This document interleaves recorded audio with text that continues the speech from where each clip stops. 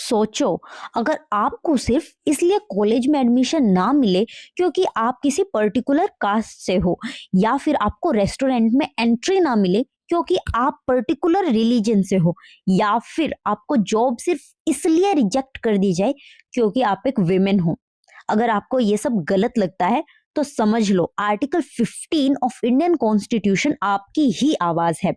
Article 15 सिर्फ एक law नहीं है, ये डिस्क्रिमिनेशन के खिलाफ कॉन्स्टिट्यूशन का डायरेक्ट वॉर है। इंडिया एक डेमोक्रेटिक कंट्री है, लेकिन डेमोक्रेसी तब तक स्ट्रॉन्ग नहीं होती जब तक इक्वालिटी ग्राउंड लेवल पर एग्जिस्ट ना करे। इस इक्वालिटी को इंश्योर करने के लिए कॉन्स्टिट्यूशन ने फंडामेंटल राइट्स दिए हैं। आर्टिकल 15 का कोर पर्पस है डिस्क्रिमिनेशन को रोकना और रियल इक्वालिटी को पॉसिबल बनाना। आर्टिकल 15 सिर्फ बोलता है डोंट डिस्क्रिमिनेट, बल्कि ये भी मानता है कि कुछ लोग सेंचुरीज से डिसएडवांटेज में रहे हैं। इसलिए आर्टिकल 15 डिस्क्रिमिनेशन को बैन करता है और प्रोटेक्टिव डिस्क्रिमिनेशन को अलाउ करता है। अब प्रोटेक्टिव डिस्क्रिमिनेशन क्या होता है ये आपको आगे की वीडियो में पता चल जाएगा। आज हम आर्टिकल 15 के सारे क्लोजेस को लाइन टू लाइन एग्जाम्पल्स और केस लॉज के साथ समझेंगे। आर्टिकल 15 क्लोज 1 बात करता है prohibition of discrimination by state की। स्टार्टिंग में है द स्टेट, इसका मतलब गवर्नमेंट, लेजिस्लेचर, अथॉरिटीज और public institutions shall not discriminate against any citizen. मतलब अनफेयर ट्रीटमेंट अलाउड है ही नहीं, ग्राउंड्स ओनली। ये वर्ड ना सबसे इंपॉर्टेंट है। अगर डिस्क्रिमिनेशन सिर्फ इन ग्राउंड्स पर दिया गया है तो ही अनकॉन्स्टिट्यूशनल डिस्क्रिमिनेशन माना जाएगा। वो ग्राउंड्स कौन कौन से हैं? Religion, race, caste, sex, place of birth और any of them. For example, अगर गवर्नमेंट बोले सिर्फ मेल्स ही जॉब के लिए अप्लाई कर सकते हैं, अब ये सेक्स के बेस पर क्या है? डिस्क्रिमिनेशन। तो ये आर्टिकल 15 क्लॉज 1 का वॉयलेशन है। State of Madras versus Champakam Dorai Rajan 1951, इसमें कोर्ट ने कहा था कि कास्ट के बेसिस पर सीट्स अलॉट करना अनकॉन्स्टिट्यूशनल है। इसी केस के बाद आर्टिकल 15 क्लॉज 4 ऐड हुआ था। आर्टिकल 15 क्लॉज 2 बात करता है एक्सेस टू पब्लिक प्लेसेस, मतलब कि किसी भी सिटीजन को रोका नहीं जा सकता है शॉप्स पे जाने के लिए, पब्लिक रेस्टोरेंट, होटल या फिर कोई भी पब्लिक प्लेस, या फिर well, tanks, bathing Ghats, road, places of public restaurant, इनके यूज के लिए किस बेसिस पर उनको नहीं रोका जाएगा? सिर्फ religion, race, caste, sex, place of birth, इन ग्राउंड्स के ऊपर उनके साथ डिस्क्रिमिनेशन अलाउड नहीं है। अगर डिस्क्रिमिनेशन होता है तो ये अनकॉन्स्टिट्यूशनल माना जाएगा और ये कवर होगा आर्टिकल 15 क्लॉज 2 के अंदर। याद रखना, इस क्लॉज में प्राइवेट इंडिविजुअल्स को भी इंक्लूड किया गया, मतलब कि ये क्लॉज प्राइवेट इंडिविजुअल पर भी अप्लाई होगा, सिर्फ स्टेट पर नहीं। फॉर एग्जाम्पल, अगर रेस्टोरेंट बोले कि इस कास्ट के लोग ना भाई मेरे रेस्टोरेंट में अलाउ ही नहीं है, अब वो बोले कि ये तो मेरा अपना प्राइवेट रेस्टोरेंट है, मैंने अपने रुपए से खोला है, मुझे स्टेट ने थोड़ी रुपए दिए हैं, तो याद रखना ये भी आर्टिकल 15 क्लॉज 2 का वायलेशन होगा। चाहे ये आपका जो रेस्टोरेंट है वो पब्लिक हो या फिर किसी स्टेट ओरिएंटेड हो, आप अगर इन सब ग्राउंड्स के ऊपर किसी के साथ डिस्क्रिमिनेशन करते हैं तो वो आर्टिकल 15 क्लॉज 2 का वायलेशन माना जाएगा।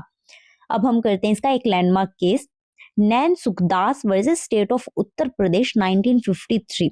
इसमें कोर्ट ने कहा था कि पब्लिक प्लेसेस में कास्ट डिस्क्रिमिनेशन इलीगल है। आर्टिकल 15 क्लॉज 3 बात करता है special provision for women and children. इसका मतलब कि स्टेट वीमेन और चिल्ड्रन के लिए स्पेशल प्रोविजंस बना सकता है, क्योंकि इक्वालिटी का मतलब ना सेम ट्रीटमेंट नहीं है बल्कि फेयर ट्रीटमेंट है। फॉर एग्जांपल्स, वीमेन के लिए रिजर्वेशंस, मैटरनिटी बेनिफिट्स या फिर वीमेन ओनली हॉस्टल्स। इसमें अब एक इम्पोर्टेंट केस लो करते हैं, यूसुफ अब्दुल अजीज वर्सेस स्टेट ऑफ बॉम्बे 1954। इसमें कोर्ट ने बोला था कि protective discrimination for women valid है। अब चलते हैं आर्टिकल 15 क्लॉज 4 में, ये बात करता है बैकवर्ड क्लासेस के बारे में। बैकवर्ड क्लास अब सोशली एजुकेशनली बैकवर्ड क्लास भी हो सकते हैं, ठीक है। मतलब कि इसमें ना क्या बोला गया कि कुछ कम्युनिटीज हिस्टोरिकली ऑप्रेस्ड रही हैं, इसलिए उनको अपलिफ्ट करना जरूरी है। इसलिए इस आर्टिकल के अंडर स्टेट ने SC ST और OBC के लिए स्पेशल प्रोविजंस बनाए। मतलब वो स्टेट इन लोगों के लिए भी, SC ST के लिए भी अलग से स्पेशल प्रोविजंस बना सकता है। आर्टिकल 15 क्लोज 3 बात करते हैं कि स्पेशल प्रोविजन हो सकते हैं वीमेन और चिल्ड्रन के लिए, और आर्टिकल 15 क्लोज 4 बात करता है कि स्पेशल प्रोविजन हो सकते हैं स्केड्यूल ट्राइब के लिए, स्केड्यूल कास्ट के लिए और OBC के लिए। अब हम इसमें करते हैं इंपॉर्टेंट केस लॉज। पहला हमारा केस है MR Balaji versus state of Mysore 1963। इसमें कोर्ट ने बोला था कि रिजर्वेशंस रीजनेबल लिमिट में होनी चाहिए। और Indira Sahni versus union of India 1992 में केस में क्या बोला गया था कि बताया गया था क्रीमी लेयर का कॉन्सेप्ट, 50% लिमिट होनी चाहिए रिजर्वेशन पे, और OBC रिजर्वेशन को वैलिड कर दिया गया था। आर्टिकल 15 क्लोज 5 बात करता है प्राइवेट एजुकेशनल इंस्टीट्यूशंस के बारे में भी। रिजर्वेशन अप्लाई किस किस पर होगा, क्या बताया गया आर्टिकल 15 क्लोज 5 में कि रिजर्वेशन गवर्नमेंट कॉलेज पर भी अप्लाई होगा और प्राइवेट एडेड और अनएडेड कॉलेज पर भी अप्लाई होगा। मतलब पर माइनॉरिटी इंस्टीट्यूशंस को एग्जम्प्ट किया गया है। इसका इंपॉर्टेंट केस लो है Ashok Kumar Thakur versus union of India 2008। इस केस में कोर्ट ने आर्टिकल 15 क्लोज 5 को कॉन्स्टिट्यूशनली वैलिड माना था। आर्टिकल 15 क्लोज 6 बात करता है इकोनॉमिक वीकर सेक्शन के रिजर्वेशन के लिए। इस आर्टिकल को 103rd कॉन्स्टिट्यूशनल अमेंडमेंट एक्ट 2019 में इंट्रोड्यूस किया गया था। EWS को मैक्सिमम 10% रिजर्वेशन मिली है। EWS कौन होते हैं कि जो SC ST और OBC में नहीं आते हैं। आओ अब इसको ना एक सिंपल से एग्जाम्पल के साथ समझते हैं। जनरल कैटेगरी के पुअर स्टूडेंट जिसको पहले कोई रिजर्वेशन नहीं मिलता था, अब उन्हें EWS कोटा के अंडर बेनिफिट मिल सकता है। अब इसका एक लैंडमार्क केस कर लेते हैं, जनहित अभियान वर्सेस यूनियन ऑफ इंडिया 2022। इसमें कोर्ट ने कहा था कि EWS रिजर्वेशन कॉन्स्टिट्यूशनली वैलिड है। इकोनॉमिक क्राइटेरिया भी इक्वालिटी के बेसिस पे हो सकता है।